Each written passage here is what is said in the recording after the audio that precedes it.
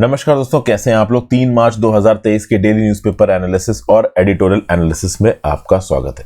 काफी सारी न्यूज़ेस हैं आज। एक तो त्रिपुरा, नागालैंड और मेघालय के जो इलेक्शन रिजल्ट्स है उसके रिस्पेक्ट में यहाँ पे बातचीत करेंगे। त्रिपुरा और नागालैंड में क्लियर कट बीजेपी या फिर कह लीजिए बीजेपी के एलाइज जीत गए हैं। नॉर्थ ईस्टर्न स्टेट्स में टेंडेंसी है कि जो भी पॉलिटिकल पार्टी जीतती है वो केंद्र की सरकार अमूमन बना के चलती है। चूंकि केंद्र की सरकार से ठीक ठाक रेवेन्यूज मिलते हैं, नॉर्थ ईस्ट में ज्यादा इंडस्ट्रियलाइजेशन है नहीं, हिली इलाका है, डिफिकल्ट ज्योग्राफिकल टेरेन है, तो केंद्र की सरकार की मदद मिलेगी तो डेवलपमेंट आसानी से होगा। तो इस कंटेक्स्ट में आप कह सकते हैं इस इलेक्शन रिजल्ट्स के बारे में बात करेंगे। फिर भाई prime minister, leader of the opposition और चीफ जस्टिस ऑफ इंडिया जिस पैनल में होंगे वो पैनल चुनेगा चीफ इलेक्शन कमिश्नर्स को और इलेक्शन कमिश्नर्स को। सुप्रीम कोर्ट अब इलेक्शन कमिश्नर्स और चीफ इलेक्शन कमिश्नर्स के चुनने के तरीके में इंटरफेयर कर रहा है, ये देखेंगे। फिर लक्षद्वीप में लेडीज के लिए ऑर्नामेंटल फिश एक्वाकल्चर को डेवलप किया जा रहा है, उनकी इकोनॉमिक अपॉर्चुनिटीज और चांसेस को बढ़ाने के लिए, इसके बारे में बात करेंगे। फिर अदानी इश्यू के ऊपर जो रेगुलेटरी फेलियर हुआ है उसको लेकर सुप्रीम कोर्ट ने एक एक्सपर्ट पैनल बनाया है, इसके बारे में बात करेंगे। इंडिया और इटली ने डिफेंस में MOU, memorandum of understanding sign किया, इसके बारे में बात करेंगे। G20 की जो फॉरेन मिनिस्टर की मीटिंग है इसमें रशिया, चाइना और वेस्टर्न कंट्रीज के बीच में क्या डिवाइड नजर आया, इसके बारे में बात करेंगे। फिर एडिटोरियल में यूक्रेन वॉर के ऊपर इंडिया का क्या स्टैंड है, इसके बारे में बात करेंगे। साउथ एशिया के ह्यूमन कैपिटल के रिस्पेक्ट में एक आर्टिकल, इसको देखेंगे। कैसे लोग जर्नलिस्टों पे भरोसा कर लेते हैं, कहानी टाइप का आर्टिकल, इसके बारे में थोड़ी बहुत बात कर लेंगे। बीजेपी जो 3 स्टेट्स में जीत गई, इसके बारे में बात करेंगे। हालांकि अभी क्या है, एडिटोरियल वाला पॉइंट बहुत ज्यादा डिस्कस करने की जरूरत है नहीं, क्योंकि करंट अफेयर्स में इलेक्शन वाली न्यूज में आपके साथ डिस्कस कर लूंगा। और डाटा डेस्टिनेस को भी बहुत ज्यादा डिस्कस करने की जरूरत नहीं है। रीजन बीइंग, ये जो थर्ड क्वार्टर है आपका 2022-23 फाइनेंशियल ईयर का, उसके इकोनॉमिक फिगर्स के बारे में बात हो रही है, जिसको मैंने डिटेल में कुछ दिन पहले के करंट अफेयर्स में कवर किया है। वर्ड ऑफ द डे देख लेते, कार्टे ब्लैंके, मतलब फुल अथॉरिटी और freedom given to one to do what he considers desirable. मतलब अगर आपको पूरी अथॉरिटी दे दी जाए वो करने के लिए जो आपको सही लगता है कि हाँ भाई ये ठीक है, तो उसको आप बोलते हो कार्टे ब्लैंके। सेंटेंस में ही was given carte blanche to organise international seminar on the environment, मतलब उसको पूरी अथॉरिटी दी गई थी कि वो अपने हिसाब से सेमिनार ऑर्गेनाइज कर सकता है। आगे बढ़ने से पहले वीडियो पे लाइक का बटन, दोस्तों चैनल को अब तक शेयर और सब्सक्राइब नहीं किया है तो कर लीजिए। इंस्टाग्राम पे फॉलो कर लीजिए, आपसे जुड़ने की कोशिश करता हूँ। टेलीग्राम ग्रुप ज्वाइन कर लीजिए, वहां पे लेक्चर की पीडीएफ और नोटिफिकेशन दोनों आपको मिल जाएगी। ज्यादा से ज्यादा लोग साथ लेक्चर को शेयर करें, इस लेक्चर के रिकमेंडेशन को यूट्यूब के एल्गोरिथम में बढ़ाने के लिए। इलेक्शन रिजल्ट आ चुके हैं, जीएस पेपर 2 इलेक्शन के रिस्पेक्ट में न्यूज काम की है। मेघालय में देखें तो एनपीपी, नेशनल पीपल्स पार्टी ने जीते हैं 26 सीटें, UDP 11, Indian national Congress 5, BJP 2, others 15। Total सीटें हैं मेघालय में 60। इलेक्शन हुए हैं 59 में, रीजन बीइंग एक कॉन्स्टिट्यूएंसी में जो सिटिंग कैंडिडेट था उसकी मौत हो गई थी, तो बाद में बाई इलेक्शंस होंगे। फिर नागालैंड की बात की जाए तो नागालैंड में एनडीपीपी और बीजेपी के अलायंस ने जीते हैं 37, बाकी एनपीपी 5, एनपीएफ 2, अदर 16। ये जो बाकी पार्टीज निकल के आ रही है ना, ये भी ज्यादातर बीजेपी के साथ ही अलायंस में है। तो कुल मिला के नागालैंड एक ऐसा स्टेट बन के आया जहां पे इफेक्टिवली कोई अपोजिशन है ही नहीं। और त्रिपुरा में बीजेपी और उसके अलायंस ने जीते 33 सीटें। एक जो सबसे बड़ा आप कह लो चैलेंज था बीजेपी के लिए, त्रिपुरा पार्टी, त्रिपुरा मो था, इसने 13 सीटें जीती हैं। और लेफ्ट और इंडियन नेशनल कांग्रेस ने मिलकर जीती हैं 14 सीटें। कांग्रेस के पास केवल 3 आई हैं, लेफ्ट फ्रंट के पास 11 सीटें आई। ठीक है, तो कुल मिला के भारतीय जनता पार्टी त्रिपुरा और नागालैंड में यहां पे जीत गई है। वहीं पे मेघालय में नेशनल पीपल्स पार्टी सबसे बड़ी पार्टी है। अपने आप में बीजेपी के लिए इसको एक लिटमस टेस्ट कहा जा रहा था, क्योंकि 2024 के लोकसभा इलेक्शंस बस 1 साल दूर हैं। और अगर आप एक्सपर्ट्स की राय मानो तो बीजेपी इस लिटमस टेस्ट को पास कर चुकी है। ठीक है ना। Indigenous people front of Tripura, BJP और उसके रीजनल अलॉय ने 33 सीट्स जीतनी है। ठीक है ना। कहां पे? त्रिपुरा में 2018 से 11 सीटें कम है, बट मेजॉरिटी मार्क्स से 2 ज्यादा हैं, तो सरकार आराम से यहां पे बीजेपी और उसका regional ally indigenous people front of Tripura बना लेगा। त्रिपुरा मोठा की अगर बात करो तो 7 असेंबली सीट में त्रिप्रासा जो ट्राइबल लोग हैं वो 20 में डोमिनेट करते हैं, और ये 60 असेंबली सीट में से 20 में डोमिनेट करते हैं। अगर आप देखो तो 42 सीट्स में कंटेस्ट किया था त्रिपुरा मोठा पार्टी ने, जिसमें से 13 सीट ये जीत गए हैं, तो अपने आप में इनकी जो परफॉर्मेंस थी अच्छी थी। लेफ्ट फ्रंट की परफॉर्मेंस थोड़ी बिगड़ गई है। 5 साल पहले 16 सीटें जीती थी उन्होंने, इस बार उन्होंने 11 सीटें जीती हैं त्रिपुरा में। और कांग्रेस की बात करो तो कांग्रेस ने 3 सीटें जीती हैं उन 13 सीटों में जिसमें इसने कंटेस्ट किया था। कांग्रेस त्रिपुरा में 2018 में कुछ जीत ही नहीं पाई थी। सबसे खास बात दोस्तों यहाँ पे ये कि त्रिपुरा के अंदर एक तो ट्राइबल त्रिप्रासा है, उसके अलावा कुछ नॉन ट्राइबल्स भी हैं। तो नॉन ट्राइबल्स जो रहते हैं त्रिपुरा के अंदर, उन्होंने कहीं ना कहीं बीजेपी को बड़ी तादाद में वोट दिया है।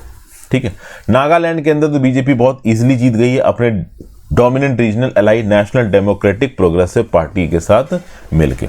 ओवरऑल अगर आप देखो तो 60 मेंबर की नागालैंड की असेंबली में 12 सीटें बीजेपी ने जीती हैं और 25 सीटें जीती हैं आपकी एनडीपीपी में, यानी नेशनल डेमोक्रेटिक प्रोग्रेसिव पार्टी ने। दोनों मिलकर 37 सीटें जीत चुकी हैं आउट ऑफ 60, तो आराम से ये यहाँ पे सरकार बना लेंगे। उसके अलावा Republican party of India Athavale ने 2, लोक जनशक्ति पार्टी रामविलास ने 2 नागालैंड के अंदर।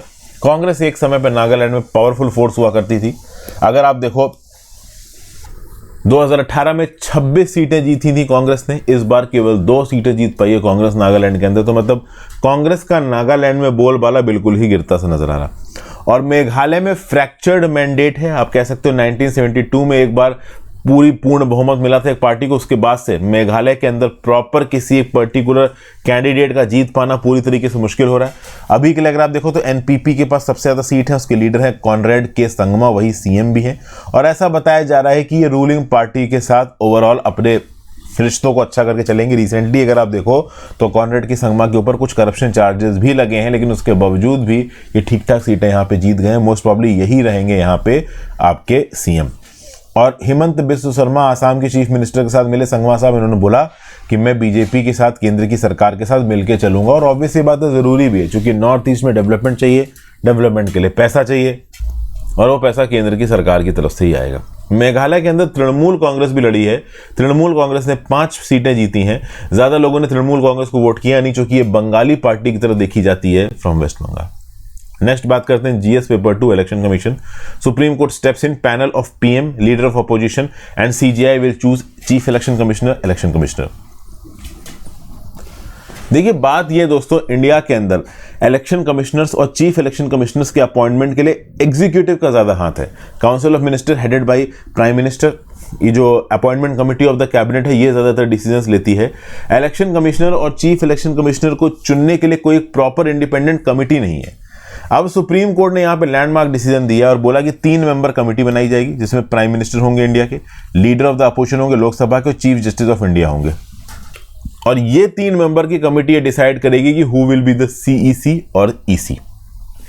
ये कितने जज बेंच ने बोला है सुप्रीम कोर्ट की, तो 5 जज की कॉन्स्टिट्यूशन बेंच ने बोला है, जिसमें केएम जोसेफ साहब, अजय रस्तोगी जी, अनिरुद्धा बोस, सीटी रवि कुमार और ऋषिकेश रॉय जी हैं। कहीं ना कहीं केंद्र की सरकार इस बात से नाराज है। केंद्र की सरकार अपोजिशन कर रही थी कि भाई ये एग्जीक्यूटिव डोमेन है इलेक्शन कमिश्नर्स का अपॉइंटमेंट, जुडिशरी को इंटरफेयर नहीं करना चाहिए। बट जुडिशरी यहां पे इंटरफेयर कर गई। हालांकि जुडिशरी ने यह भी बोला है कि इस पर्टिकुलर डिसीजन को लेके पार्लियामेंट लॉ बना सकती है, मतलब कल की डेट में पार्लियामेंट लॉ बना के प्रॉपर तरीके से प्रोसीजर सेटअप कर सकती है इलेक्शन कमिश्नर्स और चीफ इलेक्शन कमिश्नर्स को चुनने का। ठीक है, कुल मिला के अगर आप देखो तो अभी तक चीफ इलेक्शन कमिश्नर्स और इलेक्शन कमिश्नर्स के अपॉइंटमेंट को लेकर और उनकी फंक्शनिंग को लेकर कुछ बेसिक क्वेश्चंस हैं, जिनके बारे में पिछले कई महीनों से जो भी केस चल रहे हैं सुप्रीम कोर्ट में, उनके बारे में मैंने डिस्कस किया। ठीक है, जो अभी वर्डिक्ट दिया सुप्रीम कोर्ट ने 378 पेजेस का, उसमें सुप्रीम कोर्ट ने साफ साफ बोला है कि चीफ इलेक्शन कमिश्नर और इलेक्शन कमिश्नर्स का अपॉइंटमेंट इस प्रकार से होना चाहिए कि उनका 6 साल का टेन्योर यहां पे डिस्टर्ब ना हो। कई बार क्या होता है कि इलेक्शन कमिश्नर को 2 साल के टेन्योर के बाद चीफ इलेक्शन कमिश्नर बना दिया जाता है और ओवरऑल उसका अपॉइंटमेंट कुछ इस प्रकार से होता है कि वो 63 साल का होता है, 65 साल पे वो रिटायर कर जाता है, तो पूरे 6 साल का टेन्योर वो पूरा ही नहीं कर पाता है। मुश्किल से एक इलेक्शन कंडक्ट कर पाता है, वो भी उसका कंडक्ट ना करवा पाए। और सबसे खास बात यहां पे ये है कि पार्लियामेंट ने पिछले 7 डेकेड्स में 70 सालों में कोई भी प्रॉपर लॉ नहीं बनाया है इलेक्शन कमिश्नर्स और चीफ इलेक्शन कमिश्नर्स को चुनने के पैमाने को लेके। मतलब सरकार जिसे चाहेगी उसे इलेक्शन कमिश्नर बनाएगी और चीफ इलेक्शन कमिश्नर बनाएगी। तो ये जो इलेक्शन कमिश्नर्स हैं और चीफ इलेक्शन कमिश्नर्स हैं, इनको हम लोग येस मैन की तरह कंसीडर नहीं कर सकते। येस मैन मतलब चूंकि केंद्र की सरकार उनको अपॉइंट कर रही है, तो जो केंद्र की सरकार करने को बोलेगी वही वो करेंगे, ये हम अफोर्ड नहीं कर सकते। वो फियर्सली इंडिपेंडेंट, ऑनेस्ट, कॉम्पिटेंट और फेयर होने चाहिए। Eight the same point of time supreme court ने यह भी बोला है कि इलेक्शन कमिश्नर और चीफ इलेक्शन कमिश्नर के हटाने का तरीका, रिमूवल का प्रोसेस भी सेम होगा। अभी के लिए क्या है कि चीफ इलेक्शन कमिश्नर को हटाने के लिए तो आपको रेजोल्यूशन सुप्रीम कोर्ट से पास कराना पड़ेगा, सॉरी पार्लियामेंट से पास कराना पड़ेगा, लेकिन इलेक्शन कमिश्नर्स को हटाने के लिए पार्लियामेंट से कोई रेजोल्यूशन पास कराने की जरूरत नहीं। अगर चीफ इलेक्शन कमिश्नर रिकमेंडेशन दे देता है कि इलेक्शन कमिश्नर को हटा दो, तो इलेक्शन कमिश्नर हटा दिया जाएगा।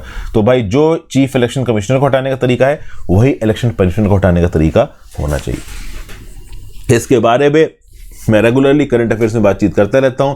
मेरी लक्ष्मीकांत की सीरीज प्रॉपर तरीके से देखिए। Powers, appointments and duties, part 15 of the constitution, article 324 to 329 और रिप्रेजेंटेशन ऑफ पीपल एक्ट में चीफ इलेक्शन कमिश्नर का रोल दिया गया है, हटाने की प्रोसेस दिया गया है। तो चीफ इलेक्शन कमिश्नर को हटाने का प्रोसेस ये है कि by the order of president after passing of a resolution from the parliament इनको हटाया जाएगा। लेकिन अब इलेक्शन कमिश्नर के लिए भी प्रोसेस वही हो गया। कुछ और इश्यूज हैं यहां पे भाई, देखिए और क्या क्या इश्यूज हैं कि भाई कॉन्स्टिट्यूशन रिटायरिंग इलेक्शन कमिश्नर्स को फर्दर अपॉइंटमेंट से बाहर नहीं करता। मतलब रिटायरिंग इलेक्शन कमिश्नर्स को किसी स्टेट का गवर्नर या किसी और पर्टिकुलर पोस्ट पे सरकार बैठा सकती है। तो कहीं ना कहीं ये जो रिटायर्ड इलेक्शन कमिश्नर्स हैं वो फेवर्स के रिस्पेक्ट में रूलिंग सरकार को सपोर्ट कर सकते हैं, तो ये एंगल निकल के आता है। दूसरा, कॉन्स्टिट्यूशन ने कहीं पे भी इलेक्शन कमीशन के मेंबर्स के टेन्योर को स्पेसिफाई नहीं किया। जी हां, आर्टिकल 324 से 329 उठा के देख लीजिए, कहीं पे भी ये नहीं लिखा है कि इलेक्शन कमिश्नर क्या या चीफ इलेक्शन कमिश्नर का टेन्योर 6 साल का होगा या 65 साल का होगा। तो आप बोलोगे कि ये लिखा कहां है सर? तो ये लिखा है the election commission conditions of service of election commissioners in transaction of business act 1991 के अंदर। ठीक है भाई। तो ओवरऑल संविधान को अमेंड करके चीफ इलेक्शन कमिश्नर और इलेक्शन कमिश्नर्स को हटाने का तरीका एक किया जा रहा है। किसके द्वारा? सुप्रीम कोर्ट के द्वारा, पार्लियामेंट के द्वारा नहीं। At the same point of time chief election commissioner और इलेक्शन कमिश्नर को एक 3 मेंबर की कमेटी चुनेगी जिसमें leader of the opposition, prime minister और चीफ जस्टिस ऑफ इंडिया होंगे। ठीक है भाई। Next, GS paper 3, aquaculture farming ornamental fish aquaculture to help Lakshadweep women. तो भैया community based ornamental fish aquaculture local resources की मदद से ओवरऑल लक्षद्वीप आइलैंड की वुमेन को ओवरऑल प्रोग्रेसिव बनाएगा, हेल्प करेगा towards self reliance. Ornamental fishing है क्या? देखिए, ऑर्नामेंटल एनिमल एक ऐसा एनिमल होता है जो कि डिस्प्ले के लिए रखा जाता है, क्यूरियोसिटी को जगाने के लिए रखा जाता है, ऑफन एक पार्क में रखा जाता है। मैमल्स, बर्ड्स, फिश, बहुत सारे ऐसे जानवरों को डिस्प्ले पे रखा जाता है, ये ऑर्नामेंटल एनिमल्स कहलाते हैं। इनफैक्ट जब आप घरों में एक्वेरियम लगाते हो और उसमें फिश पालते हो, वो भी एक प्रकार के ऑर्नामेंटल एनिमल ही हैं, जो कि एस्थेटिक डिस्प्ले पर्पसेस के लिए उनको इस्तेमाल किया जा रहा है। ठीक है ना भाई। तो कुल मिला के ऑर्नामेंटल फिशेस का जो एक्वाकल्चर होता है वो फिश को खाने के लिए नहीं होता, सजावट के रिस्पेक्ट से फिशेस को रियर किया जाता है। और यही ऑर्नामेंटल फिशिंग लक्षद्वीप की वुमेन के बीच में प्रमोट की जा रही है। It is a first of its kind experiment. 82 Islanders जिसमें 77 वुमेन हैं, उन्होंने अंडरवेंट की है, उन्होंने की है इंटेंसिव ट्रेनिंग। इस ट्रेनिंग को कराने के लिए इन आइलैंडर्स के ग्रुप बनाए गए हैं। टेक्निकल सपोर्ट प्रोवाइड किया गया है ICAR की, national bureau of fish genetic resources के द्वारा, NBFGR के द्वारा। तो बेसिकली इस ऑर्नामेंटल फिशिंग के थ्रू जो लक्षद्वीप के आइलैंडर्स हैं, जिसमें स्पेसिफिकली वुमेन ज्यादा हैं, उनके लिए इनकम जनरेट होगी। लक्षद्वीप के अंदर वैसे भी इकोनॉमिक अपॉर्चुनिटीज लिमिटेड है, रिसोर्सेज लिमिटेड है, या तो कोकोनट उगता है या ट्यूना फिश है। तो फिशिंग या फिर ओवरऑल जो लिमिटेड एग्रीकल्चर एग्जिस्ट करता है कोकोनट के फॉर्म में, बस इसी से वो पैसा कमाते हैं। और मॉनसून सीजन के समय पे वैसे भी फिशिंग वाली एक्टिविटी बंद हो जाती है, तो पैसों का थोड़ा सा आप कह लो झटका सा लग जाता है। तो इस कंटेक्स्ट में ऑर्नामेंटल फिश एक्वाकल्चर एक ऐसा प्रोफेशन है जो round the clock over the course of year इनको कमाई दे सकता है। इस कंटेक्स्ट में ये जो NBFGR नाम का ऑर्गेनाइजेशन है, ये जर्मप्लास रिसोर्स सेंटर को मेंटेन करता है ऑर्गेनामेंटल ऑर्गेनाइजेशंस के ऊपर इन अगाती आइलैंड में टूरिज्म के लिए भी आप जा सकते हैं। मैं अगाती आइलैंड गया हूँ, छोटी सी एयर स्ट्रिप है, प्लेन उतर जाएगा, आपको प्लेन छोड़ के चला जाएगा। वहां पे बीच के पास कॉटेजेस बने हुए हैं, कॉटेजेस में रुकिए, बिल्कुल शांति होती। जब मैं गया था तो उतना इंटरनेट भी नहीं था, अब तो शायद इंटरनेट भी वहां पे ठीक ठाक आ गया होगा। तो ओवरऑल जो इंथुजियास्ट होते हैं, सोलो लोग होते हैं जिनको ऑनलाइन काम करना होता है, वर्क फ्रॉम होम होता है, घूमने के इंथुजियास्ट होते हैं, वो अगाती आइलैंड जैसे आइलैंडों पर जाके पड़े रहते हैं। खैर वो एक अलग टॉपिक है। तो बेसिकली अगाती आइलैंड पे जर्मप्लास रिसोर्स सेंटर मेंटेन करता है NBFGR। ये जो NBFGR है, ये कैपेसिटी बिल्डिंग और hand holding community aquaculture units को मदद देता है ये यूनिट्स लोकल वुमेन द्वारा मेंटेन की जाती हैं। इसमें captive bred marine ornamental shrimps को पाला जाता है, रियर किया जाता है। जब तक वो मार्केटेबल साइज के नहीं हो जाते उनको फिर बेचा जाता है और उससे ये वुमेन और ये आइलैंडर्स लक्षद्वीप के पैसा कमा सकते हैं। 46 वुमेन यहाँ पे पार्टिसिपेट कर रही हैं cluster mode community aquaculture units में। यहाँ पे ऑर्नामेंटल श्रिम्प्स उगाए गए हैं to marketable size. 4 cycles complete भी की गई हैं, इनको बेच के ठीक ठाक पैसा भी यहाँ पे कमाया गया है। और लॉन्गर टर्म में इस पर्टिकुलर प्रोसेस को सस्टेनेबल बनाने की कोशिश की जा रही है कि ये वुमेन अपने आप ओवरऑल ऑर्नामेंटल रीयरिंग में इन्वॉल्व हो, बाद में बेचें, कमाएं, किसी प्रकार की सरकारी मदद की एक्स्ट्रा जरूरत ना हो। क्योंकि देखिए लक्षद्वीप के अंदर भले ही फिशेज इस्तेमाल नहीं होंगी, बट लक्षद्वीप के अंदर ऑर्नामेंटल फिशिंग से जो फिशेज बनाई जाएंगी उनको पूरे इंडिया में बेचा जाएगा, हो सकता है पूरी दुनिया में बेचा जाए। तो यहाँ पे मदद कैसे की गई इन वुमेन की? तो भैया ऑर्नामेंटल श्रिम्प्स की स्पेशीज, ऑर्नामेंटल स्पेशीज को प्रोवाइड करना, क्लाउन फिश शीट्स को कैप्टिविटी में रेज करना, फिर कल्चर डिवाइसेस जैसे कि rearing tubes, mini blowers, aeration tubes, stones, hand net, feed, beneficial bacteria ये प्रोवाइड करना, along with seeds of shrimp और एनोकैरिस, ब्रेविकार्पेलिस और क्लाउन फिश, ये सब कहीं ना कहीं ऑर्नामेंटल फिशिंग के तौर पे सप्लाई किया गया है इन वुमेन को, ताकि ये 46 वुमेन जो कि अगाती आइलैंड के 4 क्लस्टर्स से हैं वो अपनी रेयरिंग को आगे बढ़ा पाएं, जो भी ऑर्गेनिजम्स वो बना रही हैं उसको मार्केटेबल साइज तक पहुंचा पाएं, उसको बेच के पैसा निकाल पाएं। नेक्स्ट भाई, सुप्रीम कोर्ट ने एक्सपर्ट पैनल बनाया है अदानी इशू के रिस्पेक्ट में जो रेगुलेटरी फेलियर है उसको चेक करने के लिए। मैंने आपको पहले ही बताया था कि सुप्रीम कोर्ट ने सरकार से पूछा था कि अदानी के रिस्पेक्ट में हम क्या कमेटी बना सकते हैं, तो सरकार ने बोला था बना लीजिए, पर सर सील्ड कवर में बनाइए, क्योंकि न्यूज़ बाहर आई तो स्टॉक मार्केट को नुकसान हो सकता है। सुप्रीम कोर्ट ने बोला कुछ सील्ड कवर में नहीं होगा, सब कुछ ओपन होगा। तो जीएस पेपर टू जुडिशरी के रिस्पेक्ट से ये चीज़ काम की। अभी सुप्रीम कोर्ट ने 5 मेंबर की एक्सपर्ट कमेटी बना दी है, जिसको फॉर्मर सुप्रीम कोर्ट की जस्टिस अभय मनोहर सापरे लीड करेंगे। ये बेसिकली कॉजल फैक्टर्स और एग्जिस्टेंस को एनालाइज करेगी अदानी फियास्को को लेके। क्या ऐसा हुआ कि करोड़ों रुपए चले गए ओवरऑल सिक्योरिटीज मार्केट्स में उन इन्वेस्टर्स के जिन्होंने पैसा लगा रखा था अदानी ग्रुप में, जब अदानी रिसर्च की रिपोर्ट आई अदानी ग्रुप के मैनिपुलेशन ऑफ शेयर प्राइसेस को लेके। इस पर्टिकुलर कमेटी में जस्टिस अभय मनोहर सापरे के साथ एसबीआई के former chairman OP Bhatt, retired Bombay high court के justice JP Deodhar, former chief of New Development Bank of BRIC countries KV Kamath, cofounder of Infosys Nandan Nilekani और securities expert and lawyer Soma Shekhar Sundaresan. मैं आपको बता दूं जो लॉयर है ना सोमा शेखर सुंदरेशन, इनको बॉम्बे हाई कोर्ट का जज बनाने का रिकमेंडेशन भी दिया है सुप्रीम कोर्ट के कोलेजियम ने, बट केंद्र की सरकार उस रिकमेंडेशन को एक्सेप्ट नहीं कर रही है, इसलिए सुप्रीम कोर्ट के कोलेजियम ने अपने रिकमेंडेशन को रीइटरेट भी किया था। ठीक है, केंद्र की सरकार का बोलना है कि जो सोमा शेखर सुंदरेशन है he is a highly opinionated person, और ऐसे ओपिनियनेटेड पर्सन को हम जज नहीं बना सकते बॉम्बे हाई कोर्ट का। बहरहाल ओवरऑल सुप्रीम कोर्ट ने उनको यहां पे इस पर्टिकुलर कमेटी का मेंबर बना दिया और मोस्ट प्रॉब्ली केंद्र की सरकार के अगेंस्ट काफी कुछ बोलने वाले हैं when it comes to Gautam Adani के स्टॉक मार्केट फियास्को को फाइनल रिपोर्ट लेके जब लाया जाएगा। ठीक ना भाई, तो ये सब बातें हैं। 3 जज bench led by chief justice of India DY Chandrachud साहब ने बोला कि in order to protect Indian investors from the volatility of the kind witnesses in the recent past, we are of the view that it is appropriate to constitute an expert committee for assessment of the extent regulatory framework for making recommendation to strengthen it. इसके बारे में पहले overall एक राय केंद्र की सरकार से ले चुके हैं सुप्रीम कोर्ट, और केंद्र की सरकार के राय के बाद ये कमेटी फाइनली यहाँ पे अपॉइंट कर दी गई है। तो ये कमेटी करेगी क्या?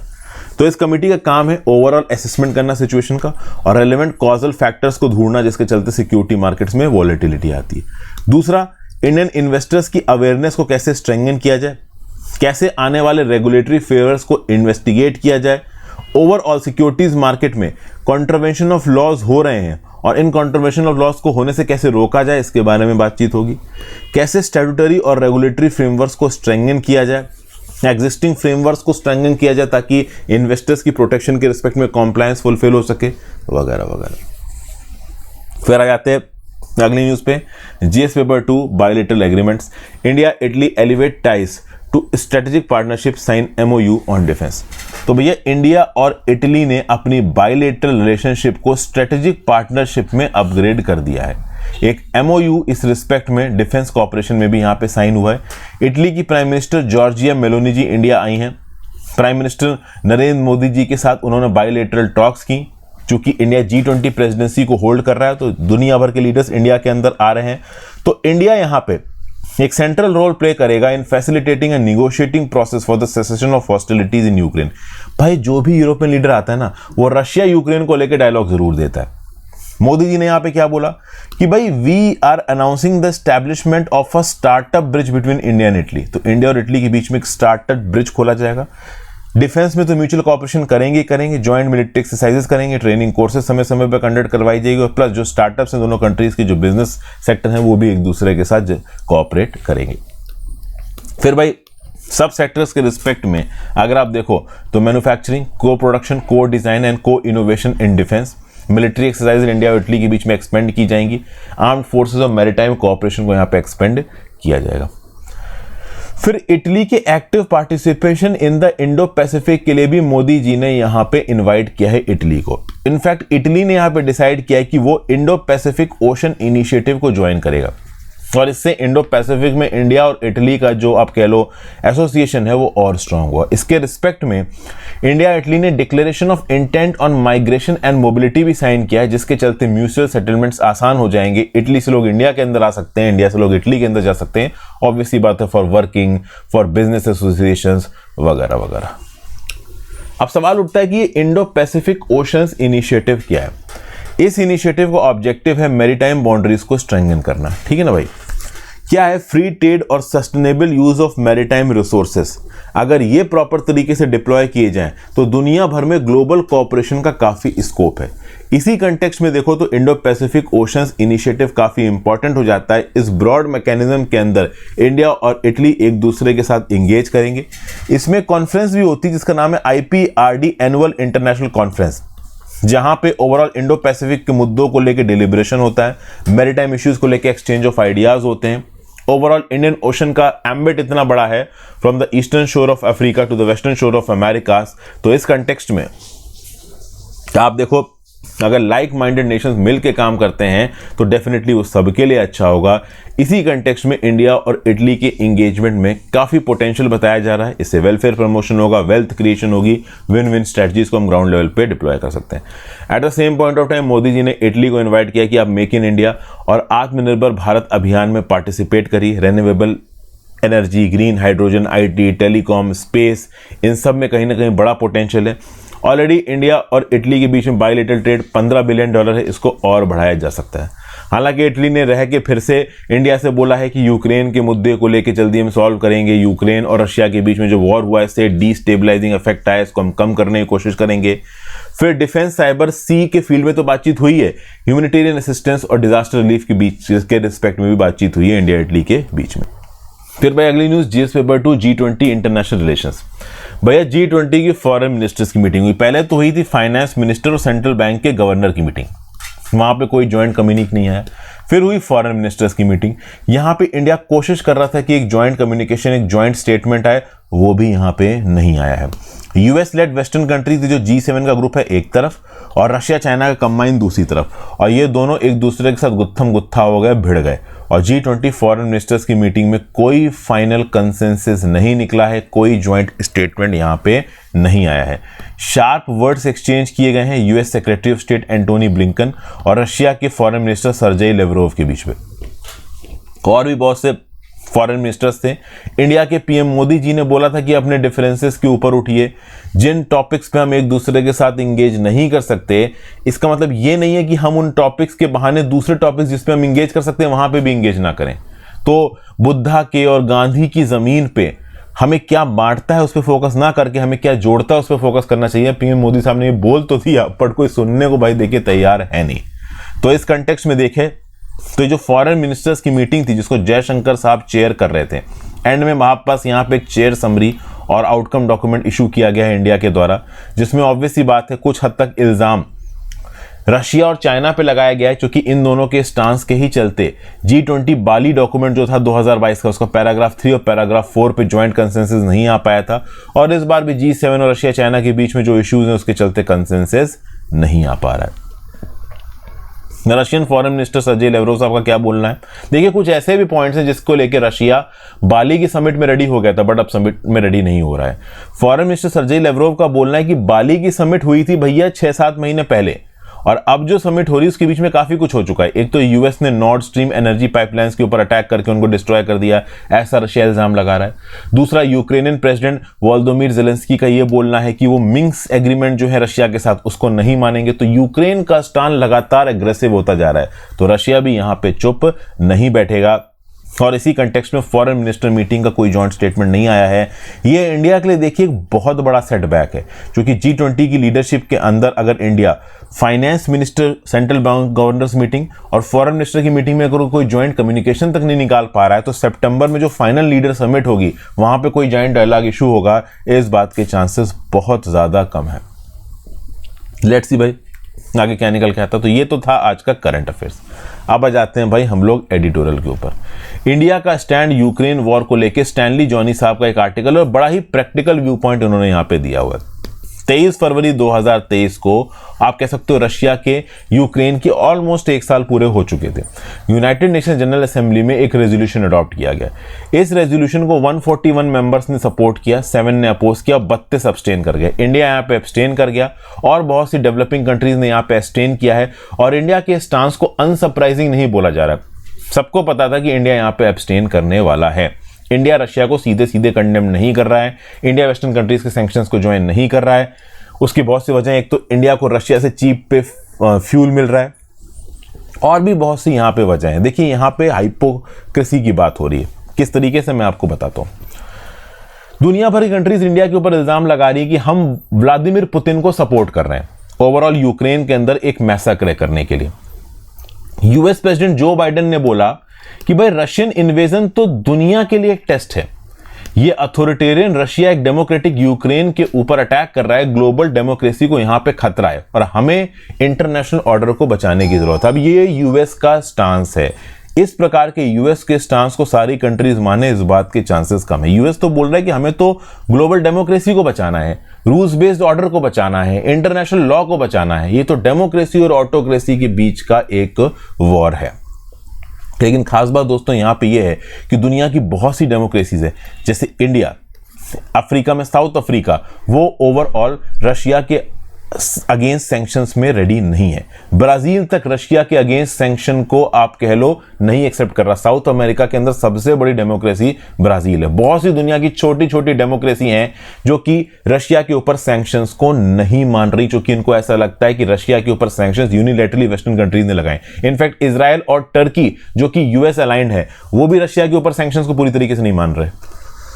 अब ये जितनी भी डेमोक्रेसीज हैं जो कि रशिया के ऊपर लगे सैंक्शंस को सपोर्ट नहीं कर रही हैं, वो क्या सोचती हैं? वो सोचती हैं कि भाई ये तो यूरोपियन प्रॉब्लम है, ठीक है ना। रशिया कहीं ना कहीं ईस्टर्न यूरोप के साथ बाउंड्री लगाता है और ईस्टर्न यूरोप में ही एक कंट्री है यूक्रेन, जो कि पहले यूएसएसआर का हिस्सा थी। तो कोल्ड वॉर के समय से जो प्रॉब्लम्स उदय हुई और इनकी इंटरनल स्क्वैबल्स की वजह से, सीएसटीओ वर्सेस नाटो कह लो या फिर यूएस और यूरोप वर्सेस रशिया कह लो, उसके चलते ये लड़ाई यहां पे छिड़ गई। अब यूएस और यूरोप पूरी दुनिया की प्रॉब्लम बनाना चाह रहा है रशिया यूक्रेन वॉर को, जबकि साउथ अफ्रीका, इंडिया जैसी डेमोक्रेसी को लगता है कि भैया ये हमारी प्रॉब्लम नहीं है। तो इस कंटेक्स्ट में हम सैंक्शंस ज्वाइन नहीं कर रहे। लेकिन eight the same point of time इस बात को मानने में कोई डाउट नहीं कि रशिया ने यूक्रेन की सोवरेनिटी को तो वायलेट किया है, इंटरनेशनल लॉ को तो यहां पे वायलेट किया है। तो इस कंटेक्स्ट में इंडिया को क्या स्टैंड लेना चाहिए? तो इंटरनेशनल पॉलिसी में एक चीज होती है moral position versus national interest. आप इंटरनेशनल पॉलिटिक्स में वो कर रहे हो जो कि आपके नेशनल इंटरेस्ट में, या फिर वो कर रहे हो जो कि मॉरली करेक्ट है। अब इस कंटेक्स्ट में अगर आप देखो तो यूएस चाहता है रशिया कमजोर हो। US defence secretary Lloyd Austin कह चुके हैं, और यूरोप भी ये चाहता है कि ये जो रशिया का इन्वेजन है ये कॉस्टली होना चाहिए, हमें किसी भी हाल में रशिया को कमजोर करना है। यूरोप चूंकि रशिया के बिल्कुल बगल में है, तो यूरोप भी चाहता है रशिया कमजोर हो। तो कहीं ना कहीं ये जो रशिया यूक्रेन वॉर है, इसमें मॉरलिटी से ज्यादा नेशनल इंटरेस्ट इंपॉर्टेंट हो जाता है यूरोपियन और वेस्टर्न यूएस के लिए, ठीक है भाई। वहीं पे अगर आप इंडिया की बात करो तो इस हिसाब से तो इंडिया का चाइना का कमजोर होना जरूरी है। But when it comes to Russia, Russia बहुत सारी इंपॉर्टेंट चीजों को हमें सप्लाई कर रहा है। हमें तेल सस्ता मिल रहा है रशिया से, हमारे 46% डिफेंस इंपोर्ट्स रशिया से रहे हैं पिछले कई सालों में। तो उस कंटेक्स्ट में मॉरल एंगल से ज्यादा इंडिया के लिए नेशनल इंटरेस्ट इंपॉर्टेंट हो जाता है और हमारा नेशनल इंटरेस्ट ये है कि हम कहीं ना कहीं रशिया के साथ अच्छी बना के चलें, और अच्छी बना के चलने के लिए हम ओवरऑल सैंक्शन सपोर्ट नहीं कर सकते रशिया के अगेंस्ट। और जब बात आती है मॉरल एंगल लेने की, तो यूएस जैसी कंट्रीज बहुत पीछे हो जाती हैं। अगर आप देखो तो यूएस ने इराक का इलीगल इन्वेजन शुरू किया 2003 में, उसकी कंट्री की सोवरेनिटी के, इराक की सोवरेनिटी को वायलेट किया। नाटो ने यूएन सिक्योरिटी काउंसिल के रेजोल्यूशन को लिबिया में नो फ्लाई जोन से फुल स्केल इन्वेजन में बदल दिया। यूएस ने इलीगली अपने ट्रूप्स को सीरिया में डिप्लॉय करके रखा हुआ है। इजराइल, जिसको यूएस का सपोर्ट है, उसने ईस्ट जेरूसलम को एनेक्स कर रखा है, सीरिया के गोलन हाइट्स को एनेक्स कर रखा है, वेस्ट बैंक में जबरदस्ती घुस के जूइश सेटलमेंट्स बनाए जा रहे हैं। तो ये सारी चीजें भी तो गलत है, they are completely morally incorrect, but हो रही हैं और यूएस इनको सपोर्ट भी कर रहा है। क्यों? क्योंकि यूएस को लगता है कि ये उनके नेशनल इंटरेस्ट में। तो आज की डेट में इंडिया जैसी डेमोक्रेसीज अगर रशिया को सपोर्ट करती हैं अपने नेशनल इंटरेस्ट में, तो उसमें यहां पे कुछ भी गलत नहीं है। समझ गए बात को? तो ये चीजें ओवरऑल बोली जा रही हैं। तो इंडिया को यहां पे करना क्या चाहिए? तो इंडिया को वहां पे वही करना चाहिए जो इंडिया कर रहा है। इंडिया सैंक्शंस को सपोर्ट नहीं कर रहा है। Eight the same point of time full scale basis पे इंडिया रशिया को तारीफ भी नहीं कर रहा है। हमारे प्रधानमंत्री Modi ji clear cut Vladimir Putin को ये बता चुके हैं कि वॉर किसी भी इंटरेस्ट में नहीं है, इमीडिएट सेसेशन ऑफ हॉस्टिलिटी यहां पे होना चाहिए। जिस प्रकार से अमेरिकन ऑक्युपाइड इराक में जॉर्ज डब्ल्यू बुश के एडमिनिस्ट्रेशन ने इंडिया के ऊपर प्रेशर डाला था पीस कीपिंग फोर्सेस भेजने के लिए, और अटल बिहारी वाजपेयी जी ने मना कर दिया था, उसी प्रकार से यूक्रेन रशिया वॉर में भी हम कोई एक साइड नहीं ले सकते। बट हाँ, ओवरऑल सैंक्शंस को भी रशिया के ऊपर एक्सेप्ट नहीं कर सकते, क्योंकि रशिया हमारा हिस्टोरिकल पार्टनर है। आज की डेट में भले ही 80% फ्यूल हम उससे इंपोर्ट करना है सस्ते में, कल की डेट में हम किसी और से भी इंपोर्ट कर सकते हैं। But when it comes to defence supplies, when it comes to past stances of Russia over veto on Kashmir, we have to abide by the Russian side, although indirectly हम सीधे रशियन स्टांस को support नहीं कर सकते, क्योंकि हमें पता है कि रशिया कुछ हद तक तो गलत कर रहा है। But at the same point of time Russia से रिश्ते बनाने भी बहुत ज्यादा जरूरी है। अब यहाँ पे रशिया चाइना के साथ भी रिश्ते बना रहा है। चाइना अपने आप में इंडिया का मेन कॉम्पिटिटर है, तो उस हिसाब से तो हमें रशिया को अपोज करना चाहिए? जी नहीं, बिल्कुल नहीं अपोज करना चाहिए, क्योंकि रशिया कभी भी इतना बड़ा सैटेलाइट स्टेट चाइना का नहीं बनेगा कि वो सीधे सीधे इंडिया को साइडलाइन कर दे। और आज की डेट में अगर आप रशिया से रिश्ते खराब करते हैं तो हो सकता है रशियन वेपन्स पाकिस्तान के हाथ में पहुंचने लगे, जो अपने आप में हमारे लिए थोड़ा सा खतरनाक हो जाएगा। तो ये बात है। प्लस यूरेशियन इलाके में ये जो सेंट्रल एशियन कंट्रीज हैं, अफगानिस्तान का इलाका है, यहां पे इंडिया को अगर अपनी फॉरेन पॉलिसी को अलाइव रखना है, किकिंग रखना है, तो भी रशिया के साथ कोऑर्डिनेशन जरूरी हो जाता है। फिर नेक्स्ट आर्टिकल है vice president South Asia World Bank Martin Raiser साहब का, South Asia's human capital is the resilience it needs. तो भैया पिछले कुछ साल साउथ एशिया के लिए काफी खतरनाक रहे हैं। पैंडेमिक आया, इकोनॉमिक स्लंप आया, एक्सट्रीम वेदर इवेंट्स आए, और अपने आप एक के बाद एक सक्सेशन में आए। 2020 में कोविड-19 फैलना शुरू हुआ, मिलियंस की तादाद में लाइव्स और लाइवलीहुड्स एट रिस्क थे। डेकेड्स ऑफ डेवलपमेंटल गेन्स को अंडन कर दिया है कोविड-19 ने। फिर अगर आप देखो तो ह्यूमन कैपिटल क्या होता है? ह्यूमन कैपिटल होता है knowledge, skills and health that people of a country accumulate. ठीक है ना भाई? और किसी भी कंट्री का रेजिलियंस इस ह्यूमन कैपिटल के ऊपर बहुत हद तक डिपेंड करता है। इसीलिए ओवरऑल दुनिया भर की सरकारें अपने ह्यूमन कैपिटल को बढ़ाने की कोशिश करती हैं, ताकि वो रेजिलियंस को और future wellbeing of the future generations को प्रोटेक्ट कर सके। इस कंटेक्स्ट में ऑथर कह रहा है कि साउथ एशिया की सरकारों को एक्टिव स्टेप्स लेने की जरूरत है, अर्जेंट पॉलिसी एक्शंस लाने के लिए, ह्यूमन कैपिटल में इन्वेस्ट करने के लिए, ताकि आगे आने वाले समय में साउथ एशिया की ह्यूमन कैपिटल का रेजिलियंस हम बढ़ा सकें। अब सबसे खास बात यहां पे ये है कि साउथ एशिया के अंदर लोग सबसे बड़ा एसेट है, और ये एसेट वेस्टफुली अंडर यूटिलाइज हो रहा है। साउथ एशिया की आधी आबादी आप कह लो with nearly half of its population under the age of 24 साल से कम की है, और 1 मिलियन से ज्यादा यंग लोग लेबर फोर्स के अंदर एंट्री मार रहे हैं 2030 तक हर महीने। जी हां, हर महीने साउथ एशिया के अंदर 10 लाख से ज्यादा लोग लेबर फोर्स में एंट्री मारेंगे 2030 तक। तो no doubt demographic dividend South Asia का बहुत बड़ा है, बट प्रॉब्लम यह है कि क्या हम इस डेमोग्राफिक डिविडेंड को कैपिटलाइज कर पा रहे हैं? डेमोग्राफिक डिविडेंड मतलब यंग लोग हैं, अगर इनको आप स्किल करो तो कल की डेट में वंडर्स कर सकते हैं। बट स्किल करो तो स्किल करने के एवेन्यूज क्या मतलब एग्जिस्ट करते हैं? अगर आप देखो तो South Asia is home to over 1/3 of the world stunted children. दुनिया भर के जो स्टंटेड चिल्ड्रन है 1/3 से ज्यादा आपके साउथ एशिया में। अगर एक बच्चा साउथ एशियन रीजन में पैदा होता है तो 18 साल तक 48% ऑफ देयर प्रोडक्टिव पोटेंशियल को ही वो मीट कर पाएगा। ठीक है ना भाई। अगर साउथ एशिया की ह्यूमन कैपिटल को आप इंप्रूव करते हो, उसकी क्वालिटी को, उसकी क्वांटिटी को, तो रीजनल जीडीपी पर वर्कर साउथ एशिया की दुगनी हो सकती है। बट हम कर नहीं पा रहे हैं, क्योंकि ऐसा करने के लिए हेल्थ के ऊपर 5.9% ऑफ द जीडीपी खत्म करना पड़ेगा साउथ एशिया को, और एजुकेशन के ऊपर 3.7% ऑफ जीडीपी खत्म करना पड़ेगा, जबकि एक्चुअली में साउथ एशिया हेल्थ के ऊपर केवल 1% जीडीपी और एजुकेशन पे केवल 2.5% जीडीपी खर्च करती है। उसके बाद कोविड-19 पैंडेमिक ने 3.5 करोड़ से ज्यादा लोगों को साउथ एशिया के अंदर एक्सट्रीम पॉवर्टी में ढकेल दिया। इस रीजन का ह्यूमन कैपिटल बहुत बुरी तरीके से नीचे गिरा हुआ है। लर्निंग पॉवर्टी के चलते 10 साल की एज तक भी एक सिंपल टेक्स्ट को, एक सिंपल लिखी हुई चीज को पढ़ नहीं पाता, समझ नहीं पाता एक बच्चा। अगर आप 2020 से लेकर 2022 के बीच में दुनिया भरों में स्कूल के बंद होने के दिन देखो तो एवरेज है 141 दिन का, लेकिन साउथ एशिया के अंदर ये एवरेज है 225 दिन का। उसके साथ साथ साउथ एशिया के अंदर रिमोट लर्निंग के इंस्टेंसेस ज्यादा अवेलेबल नहीं थे, इंटरनेट की पेनिट्रेशन उतनी ज्यादा नहीं थी, इसलिए साउथ एशिया का जो लर्निंग पॉवर्टी लेवल है वो अगर आप कह लो तो 60% से बढ़ के 78% हो गया। मतलब कहीं ना कहीं साउथ एशिया के अंदर स्कूल भी लंबे समय तक बंद रहे, इंटरनेट पेनिट्रेशन ज़्यादा था नहीं, रिमोट लर्निंग की सुविधाएं उतनी अवेलेबल थी नहीं, इसलिए poverty in the terms of learning, आपकी नॉलेज के रिस्पेक्ट में पॉवर्टी साउथ एशिया में बढ़ी है। फॉर एग्जाम्पल बांग्लादेश के अंदर अगर देखो तो जो सबसे गरीब बच्चे हैं उन्होंने 50% ज़्यादा खोया है लर्निंग के रिस्पेक्ट में व्हेन कंपेयर टू अमीर बच्चे, रिच किड्स। ठीक है, और इसके चलते आगे आने वाले समय में साउथ एशिया के बच्चे रेगुलर टर्म्स में जितना कमाते उससे 14.4% कम कमाएंगे, ये भी यहां पे हो सकता है। तो ये तो हो गई परेशानियां। अब क्या हम ऐसा कुछ कर सकते हैं जिससे हम परेशानियों को सॉर्ट आउट कर सकें? तो जी हां, बिल्कुल।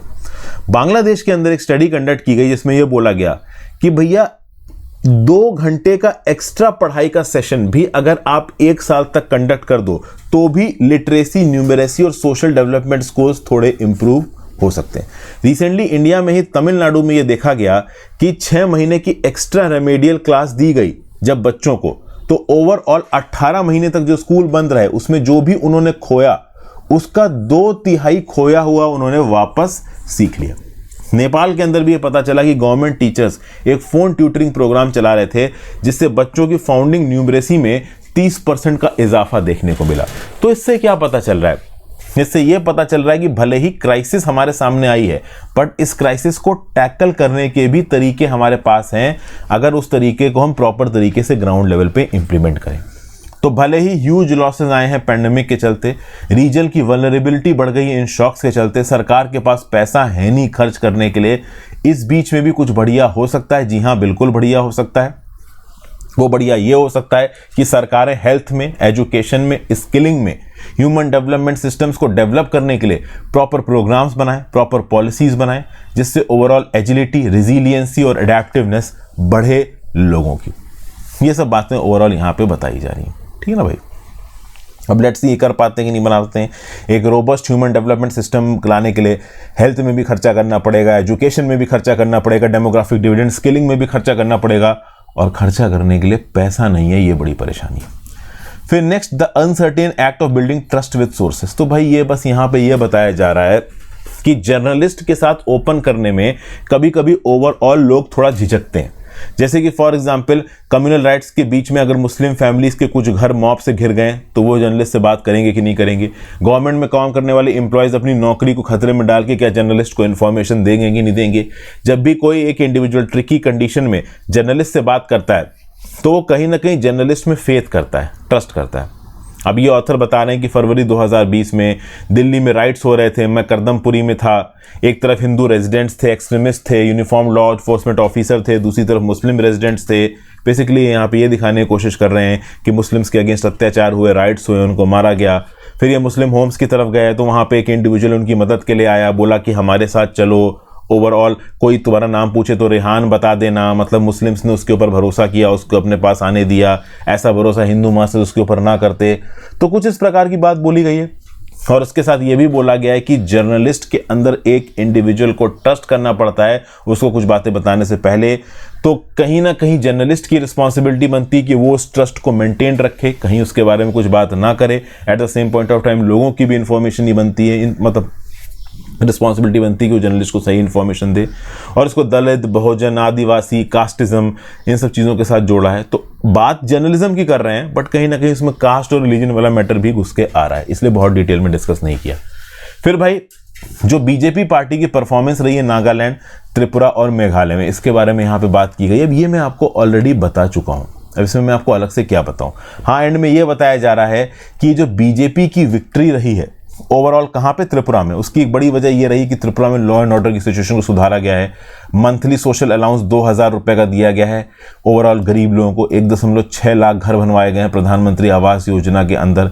नॉन ट्राइबल वोटर्स को कंसोलिडेट किया गया है त्रिपुरा के अंदर, ठीक है, ये सब बातें हैं। तो ओवरऑल इस पर्टिकुलर आर्टिकल की ज़्यादातर चीज़ें मैं आपके साथ आज करंट अफेयर्स में डिस्कस कर चुका हूं, तो अननेसेसरली मैं उसको रिपीट नहीं कर रहा हूं। अगला आर्टिकल डाटा डिसोनेंस को लेके, इसके भी पॉइंट्स मैंने पहले आपके साथ डिस्कस किए हैं। बेसिकली ये अक्टूबर से दिसंबर का जो तीसरा क्वार्टर था, पहला क्वार्टर मतलब अप्रैल, मई, जून, दूसरा क्वार्टर जुलाई, अगस्त, सितंबर, तीसरा क्वार्टर अक्टूबर, नवंबर, दिसंबर, चौथा जनवरी, फरवरी, मार्च। तो अक्टूबर, नवंबर, दिसंबर, तीसरा क्वार्टर फाइनेंशियल ईयर 2022-23 का, उसमें जो ओवरऑल ग्रोथ देखने को मिली है जीडीपी की, वो 4.4% है when compare to second quarter of financial year 2022-23 जिसमें ग्रोथ थी 6.3%, and when compare to 5.2% growth of the October December 2021 quarter, मतलब जो तीसरा क्वार्टर था फाइनेंशियल ईयर 2021-22 का। फिर ग्रॉस वेटेड एलयू ग्रोथ 4.6% है, सेकेंड क्वार्टर में 5.5% थी, ठीक है। मैन्युफैक्चरिंग में कॉन्ट्रैक्शन हुआ है -1.1% का, ठीक है ना। जुलाई से सितंबर जो दूसरा क्वार्टर था उसमें जीवीए घटा था मैन्युफैक्चरिंग का 3.6%, थर्ड क्वार्टर में घटा 1.1%, मैन्युफैक्चरिंग भी यहाँ पे 2.4% से घटती नजर आ रही है। मैं आपको बता दूं ये सारे इंडिकेटर्स, ये सारे इकोनॉमिक स्टैटिस्टिक्स लगभग 2 दिन पहले के करंट अफेयर्स में मैं आपके साथ डिस्कस कर चुका हूं। मंथली फिगर है, तो इन मंथली फिगर्स के नोट्स भी आपको बहुत ज़्यादा बनाने की ज़रूरत नहीं है, क्योंकि इस प्रकार के मंथली फिगर्स हर मंथ रिलीज होते हैं। आप सारे मंथली फिगर्स को लिख नहीं सकते, ना उसको याद कर सकते हो, और ना आपसे पूछे जाएंगे, ठीक है ना। हाँ, जब आपका ओवरऑल इंटरव्यू होने वाला हो यूपीएससी का, तो उससे पहले के कुछ महीनों के इंडिकेटर्स को जरूर पढ़ लीजिएगा, क्योंकि इंटरव्यूज में अक्सर कर ये इंडिकेटर्स काम आ जाते हैं। सामने वाला आपसे पूछेगा नहीं, क्योंकि इतनी स्पेसिफिक इन्फॉर्मेशन कभी भी कोई इंटरव्यूअर नहीं पूछता है, बट किसी जवाब में अगर आप बता देते हो तो अपने आप में दिखता है कि हाँ भाई आपने बहुत डिटेल्ड एनालिसिस की है, ठीक ना। फिर 5 फाइनेंशियल सेक्टर्स में से जो 3 फाइनेंशियल सेक्टर जिसमें crucial trade, hotel, transport, communication as well as financial, retail और प्रोफेशनल सर्विस कैटेगरी है, ये भी सेकेंड क्वार्टर के रिस्पेक्ट में ओवरऑल घटे हैं थर्ड क्वार्टर के अंदर कोविड-19 के पैंडेमिक के चलते। फिर प्राइवेट फाइनल कंजम्पशन एक्सपेंडिचर, इसका मोमेंटम भी घटा है, ठीक ना भाई।